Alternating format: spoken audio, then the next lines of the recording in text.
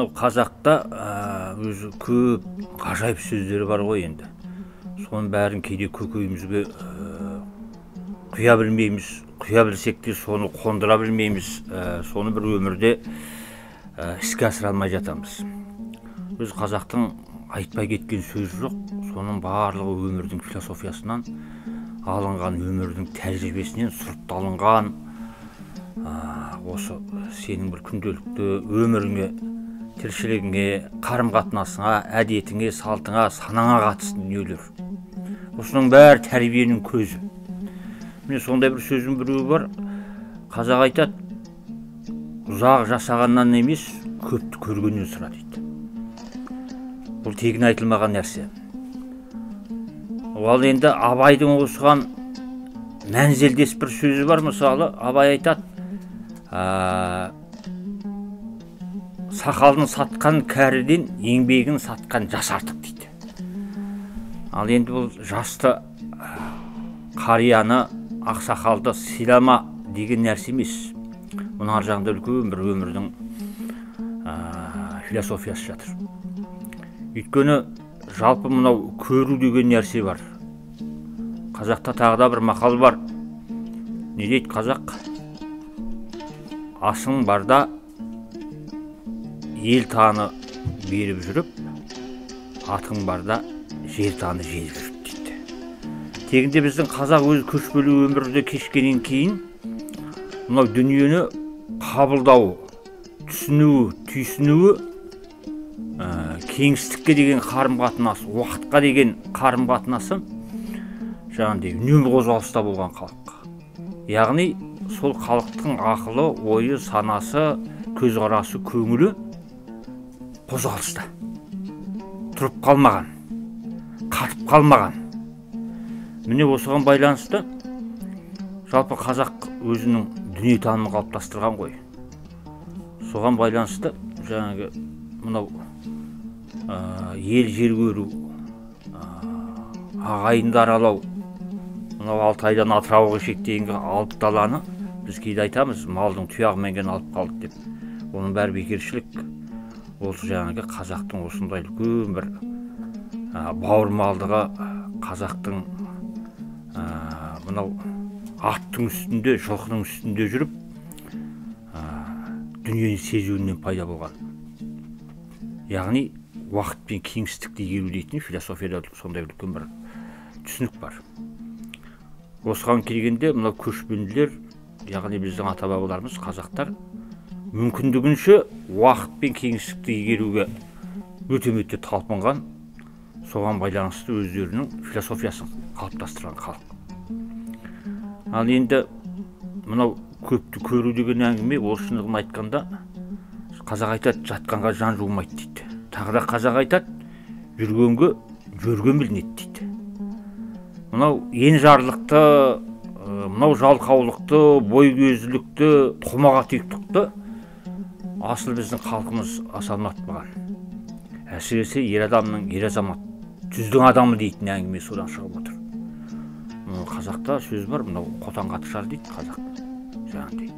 Мынау отбасы ошақ қасында қатыбас болып, мынау қазан ошақпен айналысып, соған араласып, соған белгі айтқан ер азаматта қадір болмаған. Шын айту керек.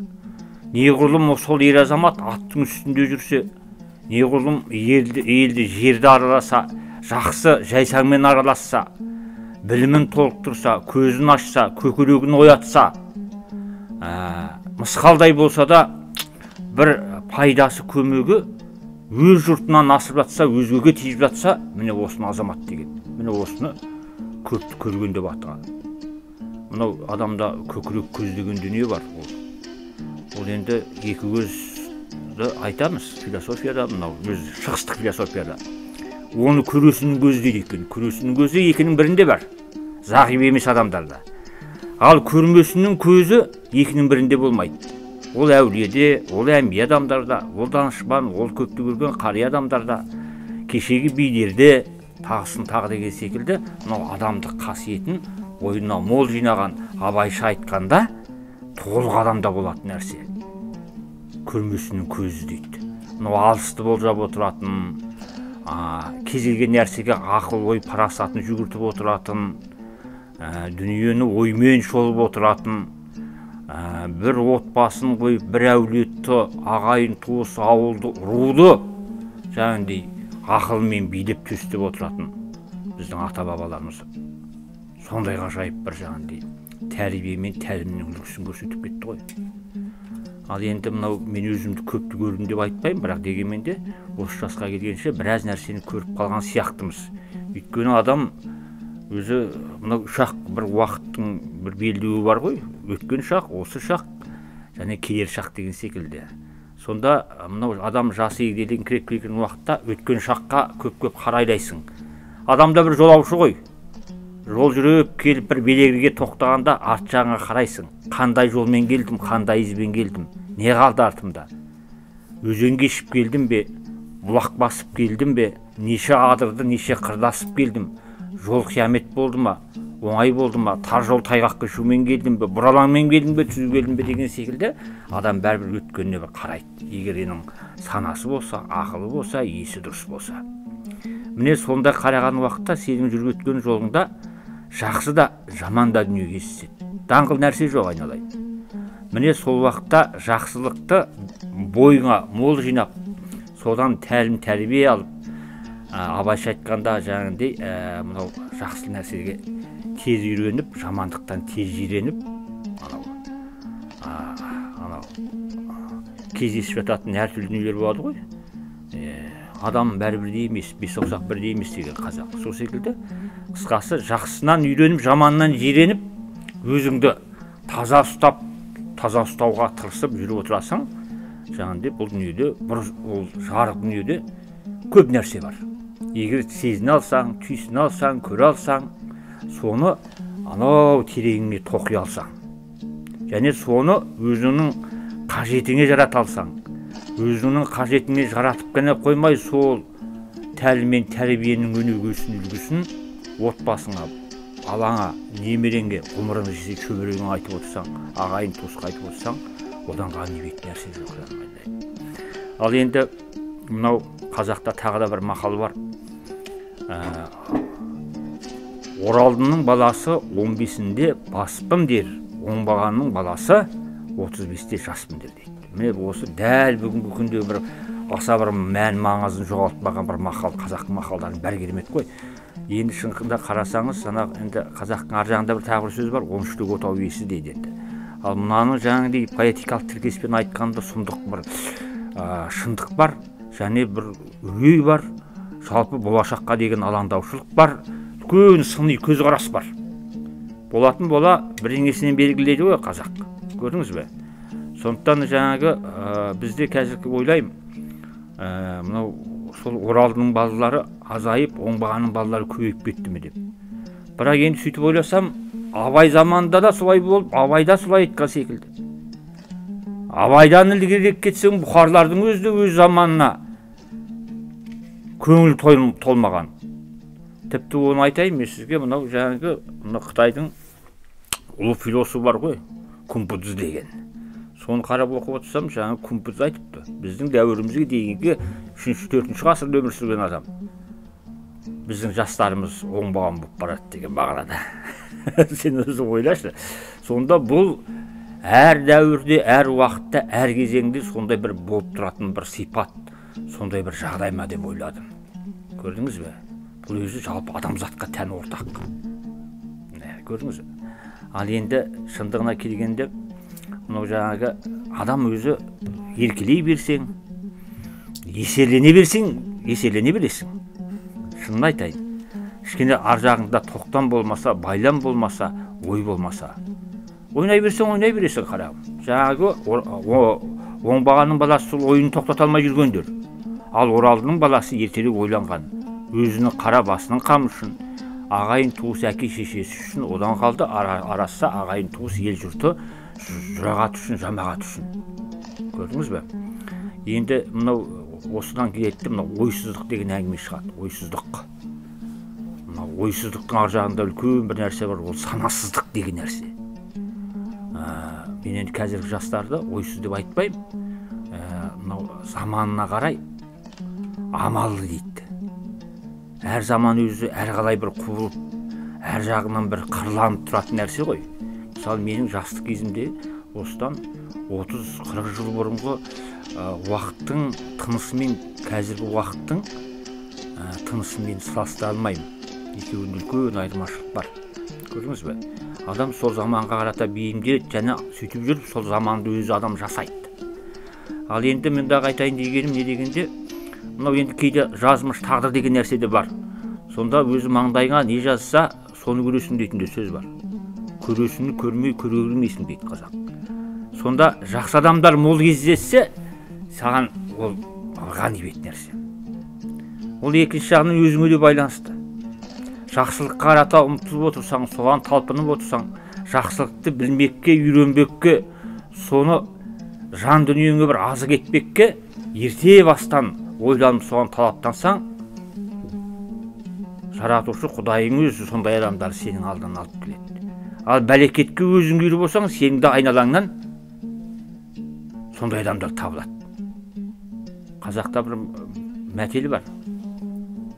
Соқыратқа қотырат жақын деп. Көрдің бе? Осыдан артық қандай айтады қазақ? Сөз бар. Сондықтан мынау менің енді кішкене ертелі ойланым деп айта алмаймын. Жастықтың бір дәуренін кештік, сүрдік. Жастықта болатын албырттық, жастықта болатын бір аусарлық, жастықта болатын бір адасушылық, оны да көргендік сол деймін. О да керек кейде мысалы. Бірақ соның барлығы әрбір нәрсе өзінің бір мөлшерімен, уақытымен болса деген әңгіме. Бірақ енді сол жүрген кезде титтей болса да бір жаңағы болған бір жақсы ортадан нәрсені іліп алып, соны көкірегіңе түйіп кетсең, саған содан артық олжа жоқ. Енді біздің туып өскен өлкеміз бала кезден естіген анау Алтайдың арғы беті, оны Қобда беті дейді, мына жағы Өр Алтай дейді, қазір Қытайға қараған, анау Моңғолияға қараған. Сол Алтайдың бір пұшпағы ғой. Енді қаймағы бұзылмаған қазақылықтың ортасында өстік. Шынтуайтына келгенде 19 ғасырдың бір көшірмесі секілді өмір кештік. Әсіресе жаз жайлауда. Кәдімгі этнография, қазір этно ауыл деп жасап жүрміз ғой, жасанды. Соның нағыз бір өмірі сол мынау Алтайдың ар жағында қазақтарда болды. Сондай дүниенің өзі бізге бір ерекше әсер етті. Мынау ұлттық таным, ұлттық түсінік деген, ұлттық құндылық деген, оның барлығы қағазға қатталып жазылмаған. Бірақ соның барлығы отбасындағы тәліммен, тәрбиемен, қаспен, қабақпен, ыммен, ықыласпен, ниетпен, жай ғана бір меңзеумен, түсіндірумен жаңағыдай жүріп жатады. Ал енді ол бір бар. Ол қайнар көзі. Оның кейін екінші өзімнің талаптануымен жаңағыдай Алматыға келдік. Ол енді бір совет заманы дейміз ғой, оны енді бәрін жоққа шығара беріп жамандаудың қажеті жоқ. Қазір оңып тұрған нәрсенің шамалы қарағым. Бір мамыражай өмір болды, жасар жоқ. Бүкіл ел ақ нанға ақ тоқашқа тойған кез. Бүкіл союздың кезі ғой, одақ. Міне сол уақытта мынау Алматының өзінде де бір басқаша бір аура болды. Адамдардың қарым-қатынасында да жаңағыдай бұзыла қоймаған, ақша деген бәлекет, алтын деген дүние алға озбай тұрған кезде адам құндылықтар, мораль деген жаңағыдай этика деген нәрселер бір қалыпта тәрбиеленген ғой, жасар жоқ жаңа. Адам адамға дос, адам адамға бауыр дегендей жаңағыдай.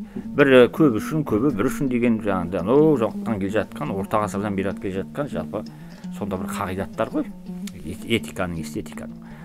Сол секілді дүниелердің өзі бізді белгілі мөлшерде бір шеңбердің ішінде жүруге, соған дағдылануға үйретті. Тым жаңа қалыпты бұзып кететін әңгіме жоқ, өйткені ортаң сол ғой. Соның кейін екінші бұл уақыт 80-ші жылдардың басы ортасына шектен Алматыда қазақтың небір игі жақсылар өмір сүрді, сол кезде болды. Театрға барсаң, қазақтың театр өнерінің тарландарын, ойындарын көресің. Мысалы, мен енді Қалибек Қуанышбаевтың ойынын көрдім деп айта алмаймын, біздің алдымызда. Құрманбек Жандарбековтың ойынын көрдім деп айта алмаймын. Одан кейінгі Қапан Бадыровтан бері қарата Сәбира Майханова апамыз, Хадиша Бөкеева апамыз, Бикен Римба, содан бері қарата Жан Төрин бар, жаңағыдай. Ыдырыс Ноғайбаев, Әнуар Молдабеков деген секілді мен театр жайында айтып отырмын. Міне осындай қазақ өнерінің корифейлерінің ойынын көрдік. Ол сенің санаңа сәуле түсірмесе, ол күлен күлмейді. Жаңағыдай. Баяғыда біреу айтты деген, ауылда тұрған қазақ қой, жаңағыдай. Енді далада, жаңағыдай. Содан ойбай деп біреулер жаңағыдай алыстан ат терлетіп, біреулер айғайлатып, үйге ақын келеді деп айғайлап. Соны енді жаз жайлау, күзеу, қыстаудан былай шықпаған қазақ қой, енді әйел адам болса керек. Содан енді мен секілдіме, сен секілдіме біреу келген ғой осындай. Ақын деп. Сол жаңағы жарықтық әкесі айтады дейді. Осы ғұмырда ақын деген пәндеңізді бірінші рет көріп тұрмын деп. Таң қалады дейді. Ақын дегенді ол ойлаған ғой, басқаша бір жаңағы миф па, сондай секілді ойлаған ғой. Өзіміз секілді қарапайым адам екенсің ғой деген келтіріп тұр ғой. Сол секілді біз сол жаңағы қазақ театр сахнасынан осындай бір жаңағыдай саңлақтардың ойындарын көрдік. Ол біздің жалпы өнерге, қазақ өнеріне деген махаббатымызды ұштады. Театрға деген сүйіспеншілігімізді арттырды. Ол бір. Енді өзің филфакта, филологияда оқып жүрсің. Қазақ тілі әдебиетінің болашақ мамансың. Өзі мынау филология келгендердің 90% ақын жазушы болам деп келеді. Бәрі де әйтеуір шимайлап бірдеңе жазатындар. Мектептің қабырға газетіне, ауданның, облыстың газеттеріне бір-екі бірдеңе тақпақтары анасы шыққандар көп. Журфагында солай. Бәрі күркіреп жағындай. Өз дүниені осы керіп кететіндей, төбелері аспан тесіп кететіндей болып келгендер ғой жастар. Сабаңа түсесің. Сабаңа түсіреді. Ана жерде біз жасар жоқ. Алыстан болса да әртүрлі жағындай бір кездесулерде, конференцияларда, театрларда Ғабеңнен бастап, Ғабит Мүсірептен бастап көзін көріп қалдық. Анау қазақ руханиятының алыптарының соңғысы ғой енді. Ғабеңнің өзінің анау жайыр көрген әппақ жаңағыдай балапандай, Ақүрпек балапандай қария шал адам секілді болып көргенмен, саған бұл ерекше басқа. Ол кешегі Мұқаң қатарлас жүрген, оның алдында Сәбең Сәбитпен бірге қатарлас жүрген, оның алдындағы анау Мағжандармен, Сәкендермен қатарлас жүрген, Ғабеңнің өзінің сырбаз жүрісі, кербез тұрысы, дауыс ырғағы, айналасындағы қошаметшіл топ, кеудесінде жарқыраған жаңағы алтын жұлдызы, әдемі киінген бір эстетикалық талғамы, бойындағы бір серлікпен салдық қасиеттің үзілмегенде. 80-ге келген қария кісі сондай мұнтаздай жаңағыдай. Ал енді оны біз Ғабитке оның шығармасын оқу арқылы ашық болдық қой, былайша айтқанда. Біз оған дейін оянған өлкені оқыдық, оғанға дейін ұлпанды оқыдық, жастанып. Әңгімелерін оқыдық, аналар туралы. Ғабиттің тілай дедік шіркін. Сөйткен Ғабитті міне есікпен төрде жерден көріп тұрсың, сенен бақытты қазақ жоқ. Шаттанасың ба? Шаттанасың. О да бақыт екен. Ғабит енді көшеден кезіп қалдым.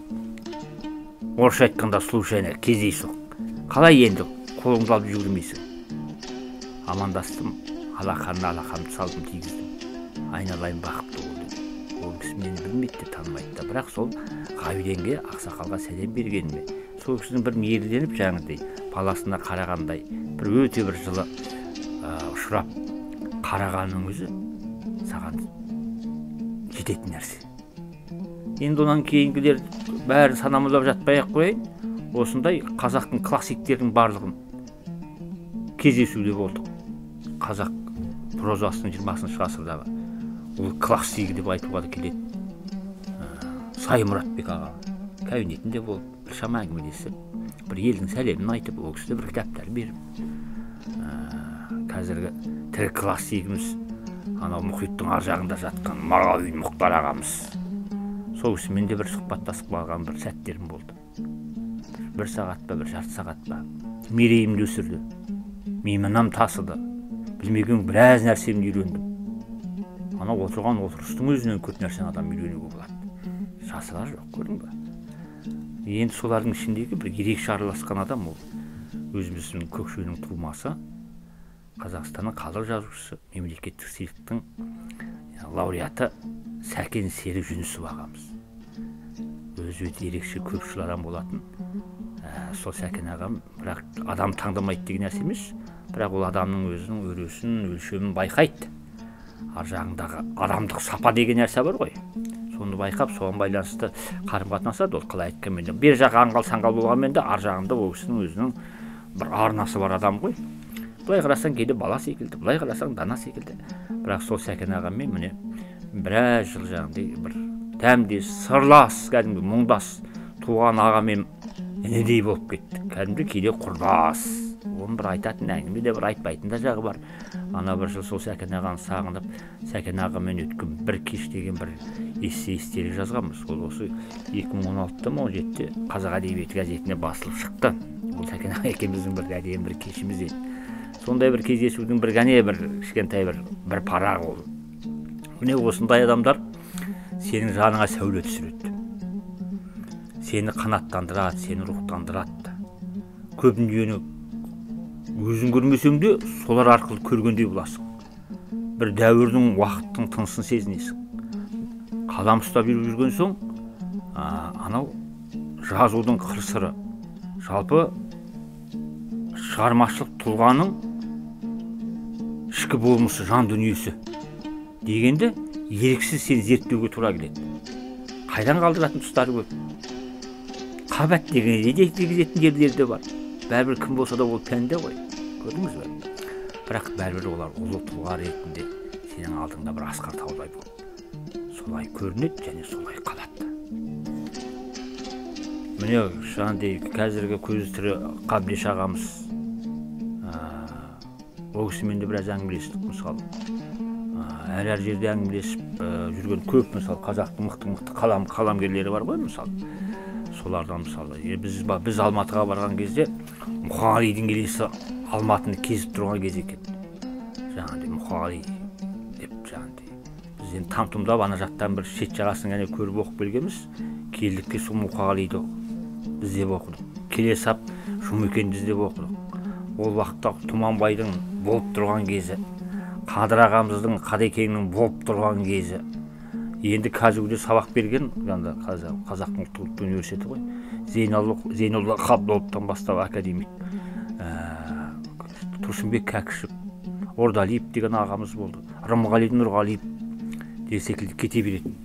Анау ғылым академиясына барсаң Рахманқұл Бердібаев, Серік Қирабаев, Зәки Ахметов, осы билгені осы өмірден өтті 90-нан асып, Шерияздан Елеукенов деген секілді қазақ әдебиеттану ғылымының жаңағы корифейлер.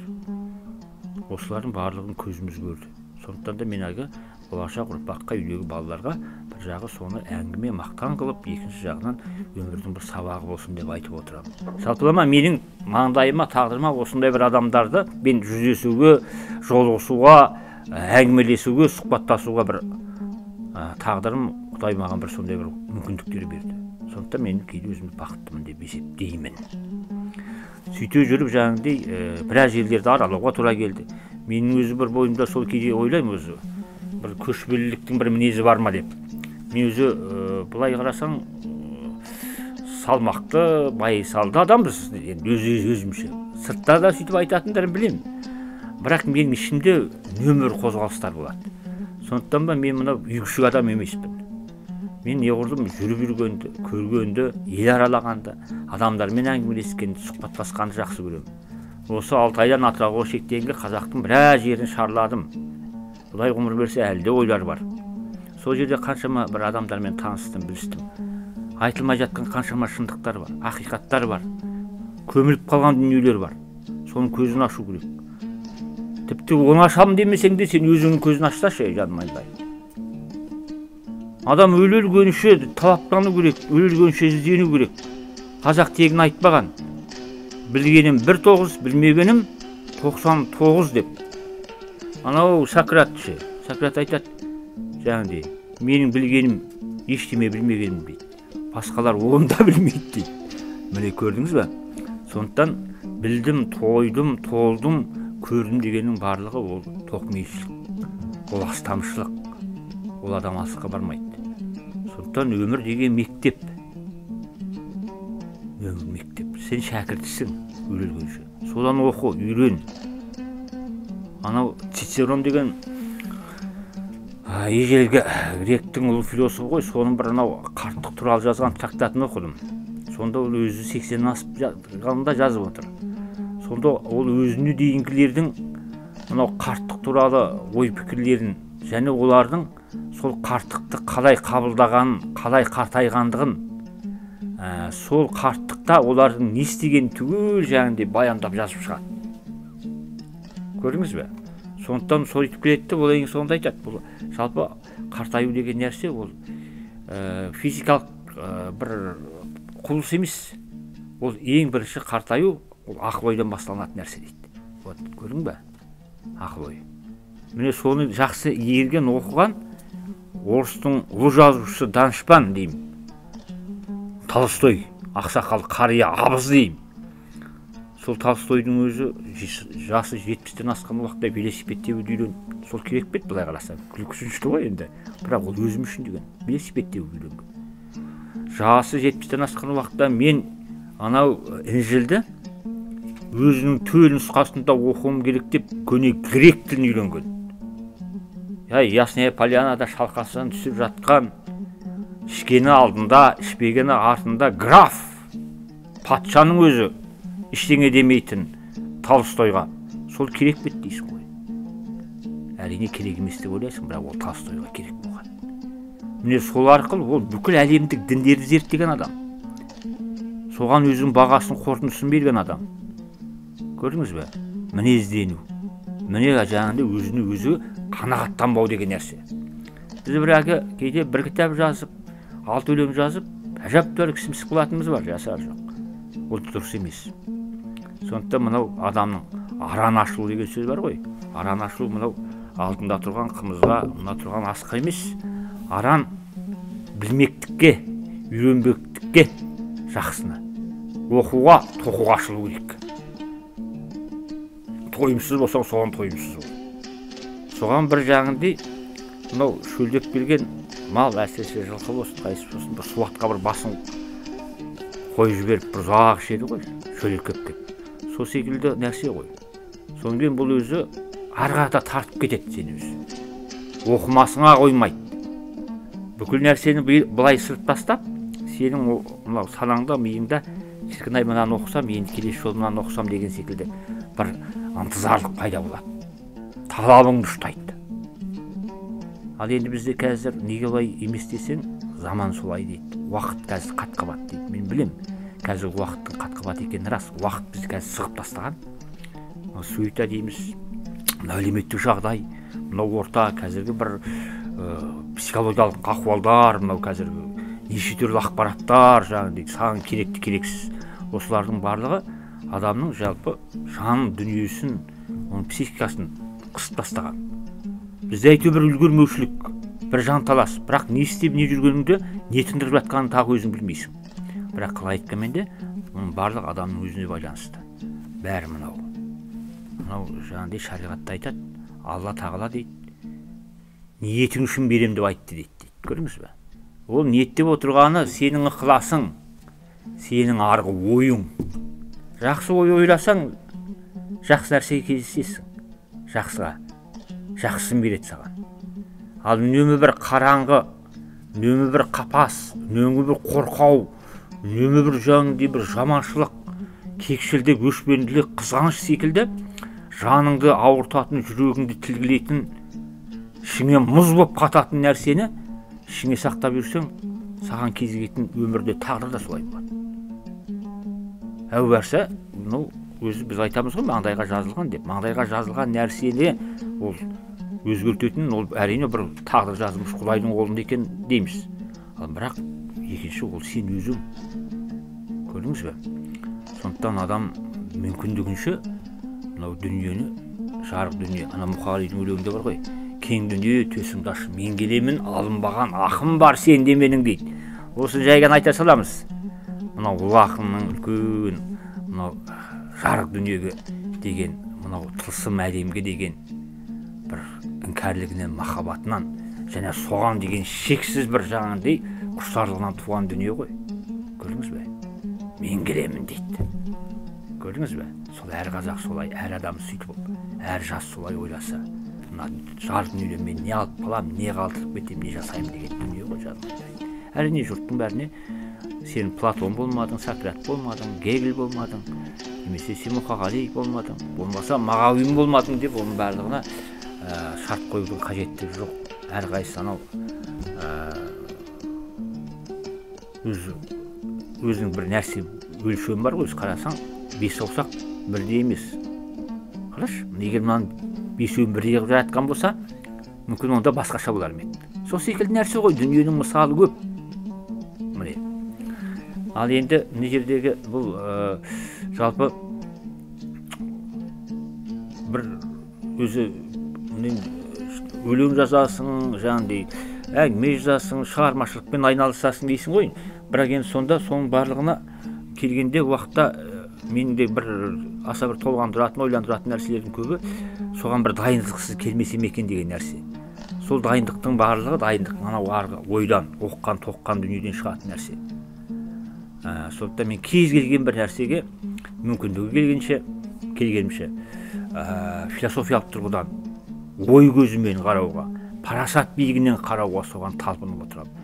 Соны іздеймін. Bir сөз айтсам да, бір өлең жазсам да, соның түйінінде бір жақсы бір ой айтылса екен. Философия, пәлсапа дейміз оны. Көрдің бе? Содан бір кішкентай болса да бір ғибрат алса екен деген дүние ғой, көрдіңіз бе? Мына ойсыздықтан Құдай сақтасын. Ойсыздық деген өте жаман нәрсе. Ойсыздықтың ар жағында жаңағы даңғазалығың, дақпыртың, айғайың, шуың, дүниедегі Абай айтқандай қадауаттың бәрі сол ойсыздықтан басталады. Ал енді мынау ойсыздық, біз қазір мына киіз үйдің ішінде отырмыз, мынау ойсыздық дегеннен шығады. Осы мынау тарихыңды түгендемеу, ана тіліңді қадірлемеу, сыйламау, сүймеу, оны білмеу, ұлттық құндылықтарыңа астамшылықпен қарау, оған бір жағында өткен уақыттың бір қажетсіз дүниелер секілді қараудың барлығы осы ойсыздықтан туындайтын нәрсе. Міне қазір біз мына киіз үйдің ішінде отырмыз. Бұл енді шын айту керек, 21 ғасырда нанотехнология деп жаңағыдай айтамыз. Әлем Марсқа ұшқалы жатыр, жаңағыдай ай бер жағында қалды. Бірақ адамзат баласының мына өркениетінде бір қадау нәрселері бар. Мысалы жаңағы кітап деген нәрсе. Мына кітап әлі күнге дейін келе жатыр. Өткенде де осында бір осында сұхбатта айтқам, кітап қай уақытта адамның қолынан түсіп кетеді, қай уақытта ол өзінің сұранысынан жоғалтады, адам баласы өзінің бүкіл мәдениетінен айырылады деп. Көрдіңіз бе? Кітап деген дүние ол адамзат, күллі адамзаттың өркениетінің басы. Сол секілді мына біздің түркілер әлемінде, төрткүл дүниеде шаршап кеткен түріктің балалары, көшпелілердің жаңағыдай мәдениет деген дүние бізде әлі толық бір қаузап, тереңінен зерттеліп, айтылып, әлемдік өркениетке қосылған бір үлкен үлес ретінде танытылған жоқ қой. Оның себептері көп, оның бәрін уақыт алмай ақ қояйық. Міне соның біреуі жалпы адамзат баласына біздің қосқан бір үш үлесіміз болса, соның біреуі отырған киіз үй. Бұл киіз үйді қай ғасырда қалай кім ойлап шығарғанын білмейміз. Бірақ енді айту тұспалдап, мынау жаңағыдай персептіп алдық уақыт бойынша атам заманда дейсіміз, немесе әлмисақтан дейміз. Бірақ енді сол көшпелілердің мына киіз үй міне 21 ғасырға шейін жетті. Осы былтыр мынау әлеуметтік желілерде көрсетіп жатты. Европада, Англияда, Германияда осы біздің киіз үйге ұқсайтын моделі де, форма сырты кәдімгідей үйлер салынып жатыр дейді. Мына Жапонияда да сондай кәдімгідей. Бұлар өте ыңғайлы, өте ықшамды, көшіп қонуға тиімді, экологиялық жағынан ешқандай зардабы жоқ. Ең аяғы адамның ұйықтауына да бұл киіз үйдің әсері ерекше екенін қазір ғылыми тұрғыда дәлелденіп жатыр ғой. Киіз үй. Ал енді бұлай қарасам, мынау талдан жасаған киіз үй, уығы да, керегесі де, шаңырағы да әрқайсысының өзінің жеке атаулары бар нәрсе ғой мысалы. Соның өзін кейде біз білмейміз. Мысалы киіз үйдің керегесі дейміз, мұны екінші жағынан мұны қазақ қанат деген. 6 қанат ақ орда деп отырған, қанат деп отырған, сол бір кереге бір қанат. 12 қанат дейді. Ең кішкентай 4 қанат кішкентай күркеге жұқтау. Көрдіңіз бе? Сондықтан мысалы осының бәрінің атауы бар. Мысалы мынау ана жылы біз осыны 90-ші жылдардың басында осы жаққа көшіп келіп, ана жақтан келген қандастарымыз, ағайындарымыз біздің бір киіз үй алып келді ғой. Сонан енді бұл жақта да киіз үй енді жоқтың қасы екен. Сонан ана уықты керегеге байлауды жақсы білмей жатыр. Сонан бар, ой ана уықтың қаламын анау шаңырақтың көзіне кіргізсеші десе, қаламын ес дейді. Сонда анау уықтың ана ұшы, соны қазақ қалам деген. Уықтың қаламы. Ананы көз дейді. Қазақ бұрын киіз үйді айтқан уақытта жаңағыдай кереге басымен санап айтқан жаңағы 6 қанат немесе 60 басты немесе 60 көзді деп. Көрдіңіз бе? Оның бәрінде есеп бар. Әйтпесе мына киіз үйдің шаңырақ ортасына түсіп кетеді ғой. Арифметикалық, математикалық есеп бар нәрсе. Сонымен бірге мұнда үлкен астрономиялық үлкен ілімнің дүниесі жатыр. Киіз үйде. Мұны әлемнің кішкентай моделі ғой бұл, қарасаңыз. Мұны дөп дөңгелек, қараңызшы. Қалам дөңгелек, жер дөңгелек. Уақыттың өзі дөңгелек. Арбаның өзі дөңгелек. Біздің ата-бабаларымыз тапқан. Көрдіңіз бе? Мұнда Европадағы секілді бұрыш жоқ. Бұл уақыттың айналысы. Қасым Аманжоловтың «Сәбеттік менің өз елім» деген керемет өлеңі болды. Тек атауы ғана солай болған болмаса, тұнып тұрған сұмдық философия мен поэтикалық көркемдік қой Қасым. Сонда мынандай бір екі жол бар. Еңбектеп кірдім өмірге, шалқалап әкем шықты үйден дейді. Болды. Бүкіл өмірдің суретін сол екі-ақ жолмен білдіріп тұр. Көрдіңіз бе? Ал сол жаңағы анау босаға, анау табалдырық, анау маңдайша, анау жақтау, анау сықырлау, міне сол адамның ғұмыры өмірі сол табалдырықтан бері қата еңбектеп кіргеннен басталады. Шеңбер айналып шығады. Сол ана жерден отырған жерден бастап, ана еңбек кіргеннен бастап, мынау міне оң жаққа. Мынау өзі дөңгелек, мынау шеңбер ғой. Шеңбердің радиусы мынау ошақпен шаңырақтың түйіскен тұсы. Шаңырақтың өзі аспан әлемі күн жүйесін білдіреді, көрсетеді, танытады. Соны жаңағыдай осы радиустен 2-ке бөлсең, 4-ке бөлінбей ме? Көрдіңіз бе? Адамның ғұмыры, балалық жастық шағың, мынау орта жасың, мынау егде жасың, мынау әбден қартайған жасың. Оның өзінің үлкен бір мән бар. Міне, сондықтан жалпы анау есіктен басталған өмір, мынау жаңағыдай керегенің етегін жиектеп бейнелеп айтқанда, ақыранады шығып кетеді. Жаңағы Қасымның әгер еңбектеп кірдім өмірге, шалқалап әкем шықты үйден деп отырғанды қараңызшы. Міне, ғажап айтылған дүние ғой. Міне осы біздің киіз үйге де тән нәрсе. Енді бұл киіз үйде осы әрбір нәрсе сөз қасиетті. Желбауынан бастап, басқұрынан бастап, тұтқан ар жағындағы ши, туырлықтың ар жағында жүзігі, түндігі дейсің ол жағында. Соның ішіндегі ең мынау бір қасиеттісі екі нәрсе бар. Үш нәрсе істеп те айтуға болады. Бірінші, екі босаға, табалдырыққа. Оған байланысты қаншама ырым мен тиымдар бар. Көрдіңіз бе? Маңдайшаға да байланысты. Онан кейінгі үлкен бір қасиетті нәрсе ол шаңырақ. Қазақта сөз бар, шаңыраққа қара дейді. Қара шаңырақ дейтін ұғым бар. Қазақ көшкенде шаңырағын жұртқа тастап кетпеген.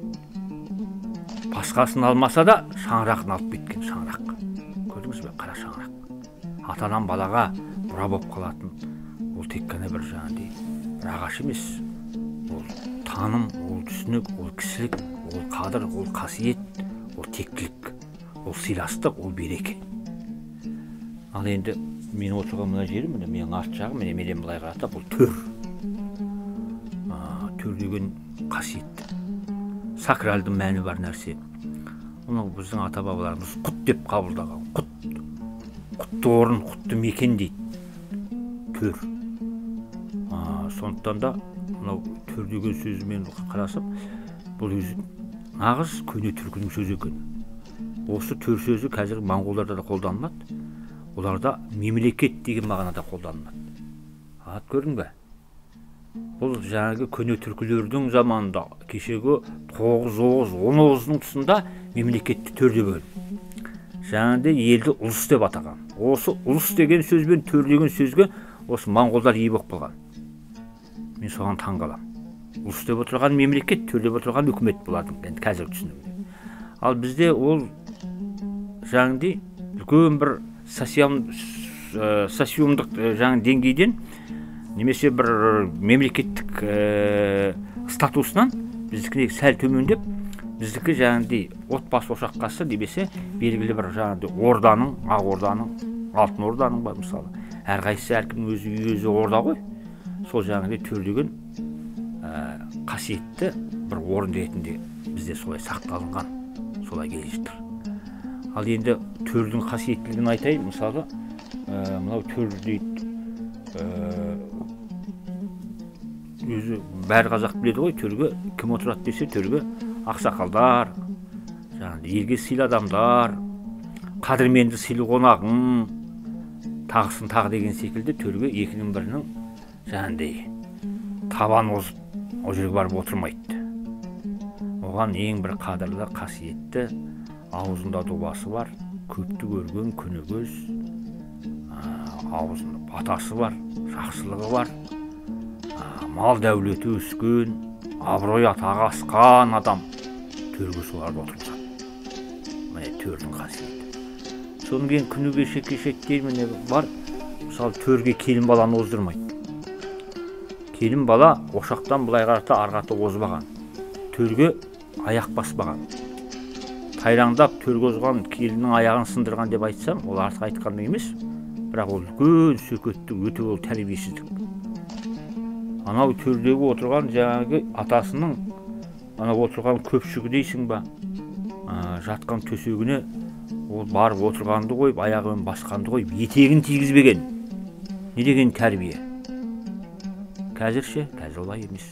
Қазір алдыңнан кескеннің де өтеді, жалаң аяқ. Қазір төрде қасиет қалмады ғой, аяғымайда. Өйткені сенің төріңе отырмаған кісі жоқ. Біз осындай төрдің бір жақсы бір қасиетін аяққа таптап алғандай болып маған кейде көрінеді. Мысалы енді төрде мынандай тағы нәрсе бар. Төрде жаңағыдай ақсақал отырады, екі жақсы отырады дейміз. Соның кейін төрге шығатын бір ғажап екі нәрсе бар. Ол біреу бесік. Бесікті төр қойған қазақ. Қазақта мынандай бір сөз бар. Біреудің ұнатпай қалса айтады, бесігі төрге шықпаған неме ғой дейді. Бесігі төрге шықпаған деп. Ана бесікте жатқан баланы босаға қалдырсаң, ол ертең ынжық, ол ертең бос бөлбеу, ол ертең бір бейшаруа өсу ықтимал. Сондықтан бесікті ана босағаға да емес, мына оң жаққа да емес, мүмкіндігінше бесікті төрге қойған. Жаңағыдай. Тіпті ол бесіктің бір екінші бір атауы бар, төртөсек дейді. Төртөсек. Сондықтан басқа шықпаса шықпай қойсын, төрде бесік тұру керек. Міне бұл үлкен тәрбие. Көрдіңіз бе? Ол бесіктен де қазір ажырап қалдық. Ол туралы әртүрлі әңгімелер айттық, қисынды қисынсыз, ойбай зиян, солай да бұлай деген секілді. Жан-жақтан өзіміздің танымымызды, түсінігімізді, болмысымызды жұлқылап жатқандар көп қой. Анталап кеп бізді жаңағыдай.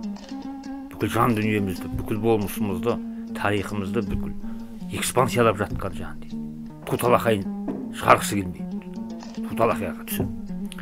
Соның кейін екінші тағы да бір төрге шығатын бар, ол төркіндеп келген қыз бала. Қыз балаға деген біздің қазақтың құрметі қандай керемет. Ұлдан да бұрын төрге қызды шығарған. Мұны қазақта төркін деген сөз бар.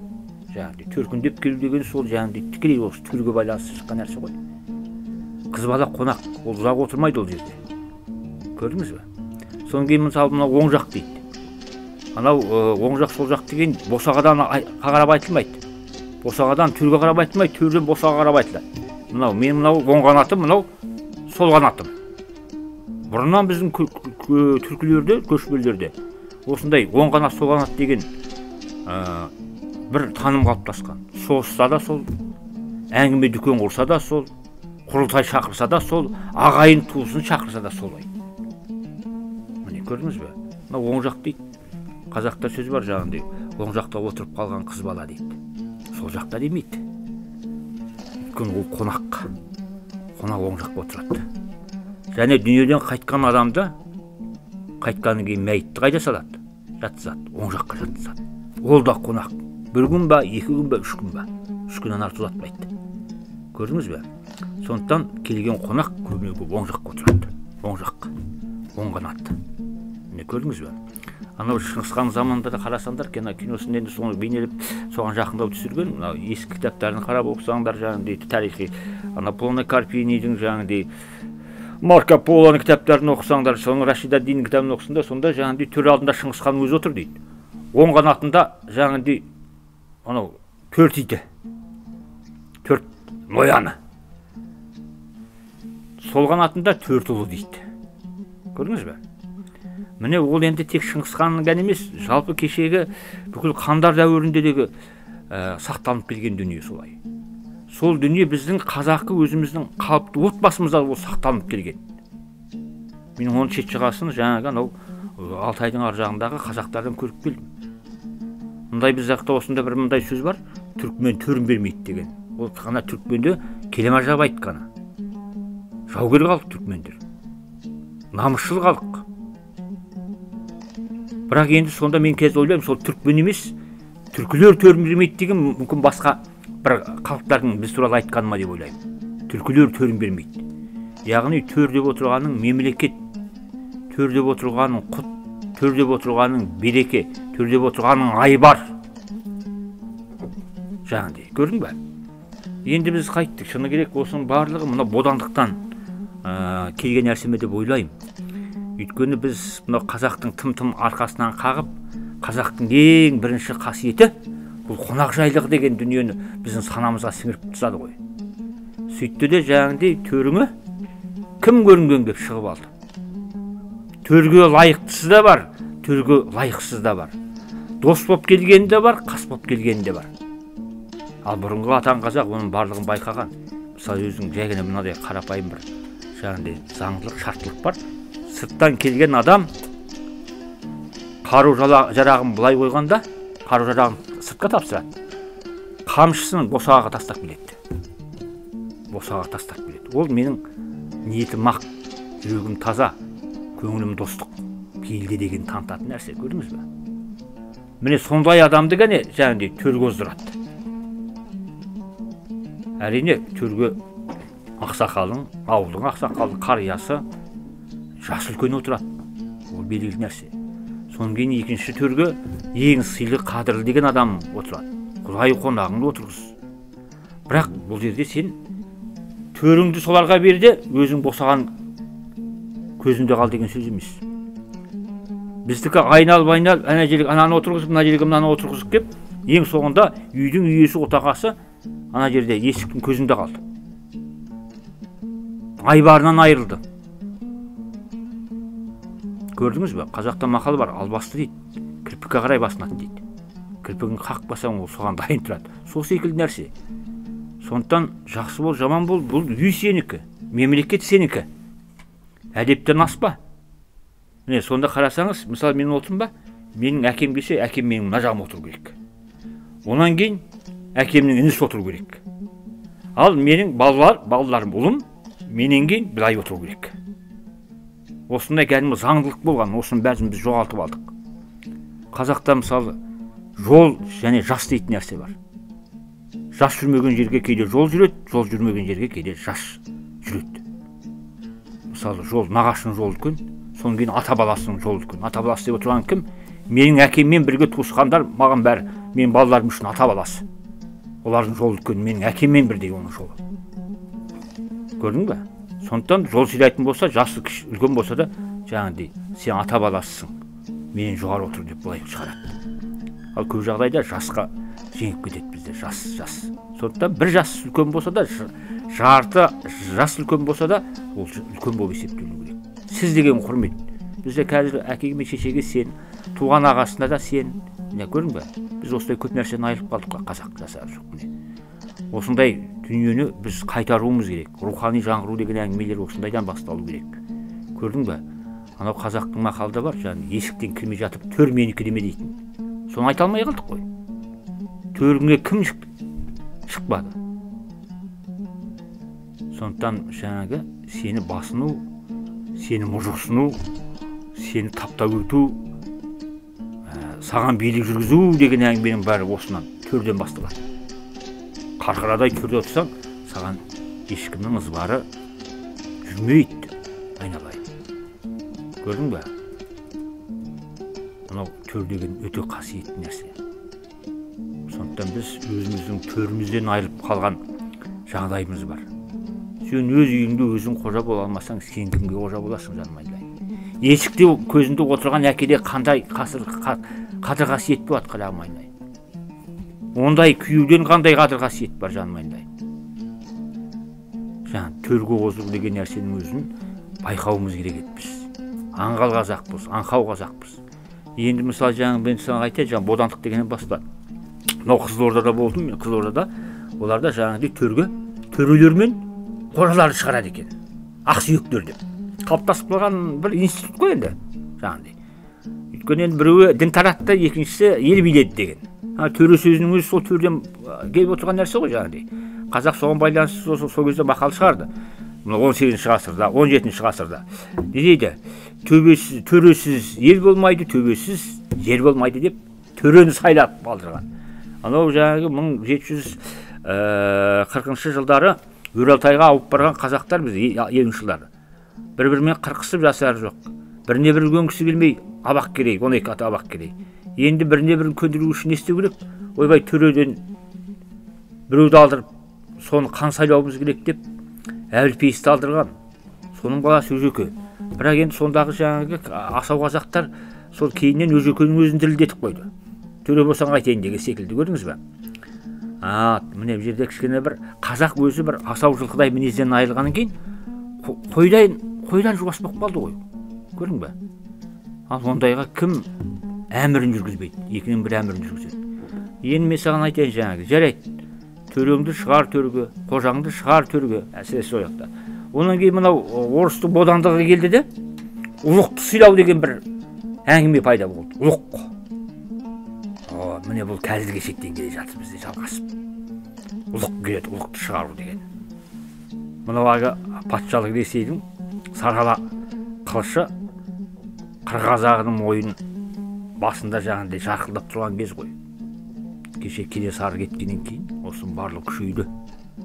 Мен ол төріңді ешкімге берме деген нәрсе, үлкенді сыйлама, қадірлеме деген нәрсе емес. Өзің орның бар, айттың ғой. Әкеңнен кейін былай отырады олар. Міне, олар сенен жоғары болып есептеледі. Ал сенен төменгілер мына сол жақ. Бірақ мынау отырған орын сенік. Міне осындай бір бұрыннан келе жатқан бір заңдылықтарды, қағидаттарды біз өзімізге қайтаруымыз керек. Ел боламыз, қазақ боламыз десек. Осындай нәрселерді біз жалпы еске сақтауымыз керек. Көп нәрсеміздің көмескіленіп қалды, айтылмай қалды, жоғалып кетті. Сол өзіміздің қадетімізге, әдетімізге жаратпай жатырмыз. Жаңағыдай санамыз санға, ойымыз онға бөлініп кеткен. Енді ел боламыз ба деп талпынып жатқан сүріміз ғой. Мынау шын айтайын, текстілердің бәрі сол 20-шы ғасыр басында кетіп қалды. Алаштың қайраткерлерімен кетті. Сол тектілердің соңғы аяғы сол жаңағы мен көрген ғабиттер. Абылайдың түс туралы жиі айта береміз ғой, бақашая құрт құмырсқа деп. Кейде солда рас па деп ойлайсың, бірақ халық болған соң адам ұлыларды, мықтыларды туғызбай тұрмайды. Бар елдің ішінде. Бірақ соған мүмкіндік беруіміз керек, соларды тануымыз керек. Және біз ұлт болып ұйысуымыз керек. Менің керейлігім, ананың арғындығы, біреудің наймандығын түкке керек жоқ мен үшін. Ана Сабырадай деген ақын бар Маңғыстауда. Соның бір керемет сөз бар ғой. Әр жерде айтылып өтеді. Оны жазып та қою керек. Әр қазақ менің жалғызым деп. Сондықтан солай ұлт болып ұйысқанда біз ел боламыз. Ол ұлт болып ұйысудың дүниесі осындай ұсақ, былай қарасаң, кешегі ұмытылған дүниелерден басталады. Ұсақ емес, бұл үлкен мәнді нәрсе. Сондықтан төрлеген нәрсені қатты сыйлауымыз керек, қадірлеуіміз керек. Тәрбиенің бәрі отбасынан басталады біздің қазақта. Мынау қарасаң, бір қазақ емес, жалпы біздің шығыстық тәрбиеде философия отбасынан басталады. Осы жерден ғана айтылады да, соның былай шаңырақтан ары қарата кетеді. Ал Европаның философиясы, тәрбиесі, ол ана жақтан алынып, отбасына әкелінеді екен. Көрдіңіз бе? Сондай айырмашылықтар бар. Сондықтан біз біресе анау боламыз, біресе мынау боламыз деп жаңағыдай жарты жанымызды жаңағыдай жұлмалатып, ғазиз басымызды соған еңкейтіп, мен үшін қазақтан текті халық жоқ. Басқасын айтпағанда, 7 атаға дейін қан қоспау деген тек біздің қазақта ғана бар нәрсе жағдай. Не деген бұл? Енді бүгінгі жаңағыдай медицинаның, бүгінгі генетиканың осыны дәлелдеп отырған жоқ па? Рас екендігін, шын екендігін. Ал ешқандай генетикаңды да, эмбриологияңды да, жаңағыдай биологияңды білмеген қазақ, атам заманнан бері қата жаңағы осы заңдылықты ұстап келді. Сенің бірінші тектілігің содан. Қан деген нәрсе, тек деген нәрсе. Жаңағы жақсыдан жаман туса да, жаманнан жақсы туса да, тартпай қоймас негізге дейді. Мүмкін жатыр жағыңнан, нағашы жағыңнан осалда оқымық деймі ал. Бірақ бәрібір ар жағындағы бір тек ол қайталанады. Сенің 3-ші атаңнан ба, 5-ші атаңнан ба. Немесе нағашы жағынан бір мықтылық болса, оны да сен аласың. Көрдің бе? Сондықтан жаңағыдай қанды жақындатпау керек деген. Сондықтан шама келетін болса, алыстан арбалағанша жақыннан дорбала дегенді қою керек. Сен арқаның жігітсің бе? Анау Атыраудан барып, кіші жүзін бір қызын алып кел. Шығыстан барып тағы деген секілді. Көрдің, бұрын қазақ солай қан қосып отырды ғой. Өзің ойлашы, анау бәсентен, осы мынау қазіргі Торғайдың даласы, мына жағы Қостанай, міне арқаның арғы беті ауған. Сондағы бәсентен Малай сарының алғаны, анау Қаракерей Қабанбайдың қарындасы мысалы. Көрдіңіз бе, бір жағы қан араласу, қан қосу, екінші мынау тұтастық ұстау үшін. Сонда ана жақта шығыстан жау кірді дегенде, мынада әрі құда, әрі күйеу бала сол Малай сары жатады дейсің бе? Жатпайды. Қолын ертіп соған барады. Мына жақтан құлақ алмақ келді аю көң десе, ана жақтан сола жата ма? Жатпайды. Міне көрдіңіз бе? Осының ар жағында үлкен өмірдің тәжірибесі бар, өмірдің үлкен мәні бар. Заңдылығы бар. Елді ұстап тұрудың, отбасын ұстап тұрудың, бала ұрпақты тәрбиелеудің. Осының барлығын біз қазір кенжелеп қалдық, ажырап қалдық міне. Сондай нәрселер жақсы еске алу керек. Өзі айта берсе, бұл қазақта көп дүниелер көп бар ғой. Оның барлығы кейде осылай отырғанда еске түспейді, мен еске түскенін айтып отырмын. Ал оны баяғы біреу суыртпақтап сұрап, ереке сол қалай ет десе, әрине арғарата айта беремін. Сондықтан мынау қымыз деген қасиетті нәрсе. Қазақтың да жаңа бір көшпелілердің үлкен бір тектілігі мынау. Қымыз. Қымыз ашытып ішкен биенің сүтін, жылқы малы судың тұнығын ішеді, шөптің раңын жейді. Жегенің қасық арта, ішкенің қымыз. Ата бабаның тектілігі содан, белінің мықтылығы содан, рухының биіктігі содан. Көрдің бе? Сондықтан жаңағы шошқаның етін жеген, жаңағы анау түйенің несебін ішкен өзгелермен сен қазақты салыстырма. Мынада қасиет бар. Сондықтан мен бір қымыздан алып қояйын. Рахмет сендерге, әңгімелерге. Тыңдағандарыңа рахмет.